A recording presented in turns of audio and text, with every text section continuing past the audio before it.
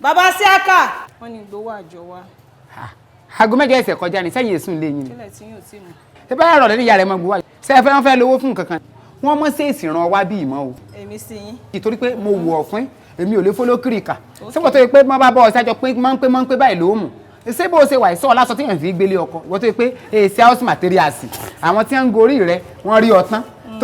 Torí bí ìbá ṣe pé dáríjì mi Ọlọ́run, onítọ́jọ́jọ́jọ́ tí mi ò gbọdọ̀ bú yàn ni, tí ìbá ṣe bẹ́ẹ̀ ni. Wọ́n tó yẹ pé o ti dọ̀kadà, bẹ́lẹ̀ ń lọ yóò mú ọgùn, yọ̀ọ́ bọ̀ lẹ̀, Peter ń lọ yóò mú ọgùn. Kí wá ló fẹ́ dè mí rẹ kó mọ̀ kàn sọ fún ọ ni yìí sì tún sọ fún ìyá mi rẹ náà pé tọ̀ Ọlọ́run fàlùbáríkà sí iṣẹ́ gbogbo wa. ẹ wà ní dájọ́ lẹ́yìn. gbọ́dọ̀ àyìn ìdájọ́ sọ fún ìyá rẹ ebi mọ̀sá lówó mi ìdáníkù. rò pé ìyá rẹ ti ní ìdí owó ó lò sí ọkọ mú ọrùn gbogbo àyè ló sógèrè kòkòrò eléyín pípọ́n bí orógún àṣàrò ẹ dákun bo ìyá rẹ náà wá wọ síkẹ́ẹ̀tì ń béèrè owó ọjọ́ láago 8 ìyá rẹ ọmọ rẹ bí o ó lò sí wó tán rẹ ṣe lọ ọlọ́tìdì tí ọlọ́tì fùrọ̀ ọwọ́ akáyà alẹ́ ẹ dákun sí fọmọ lọ́mú ni mo sì ń wáyà rẹ omi sì ń jáde pòròpò àsọ̀wù ni wèrè fi borí ọmú ó ti bọ́ sọ́wọ́ àwọn kọ́lá wọn ti jáwé lórí ọmú jẹ tí ẹ ti yẹ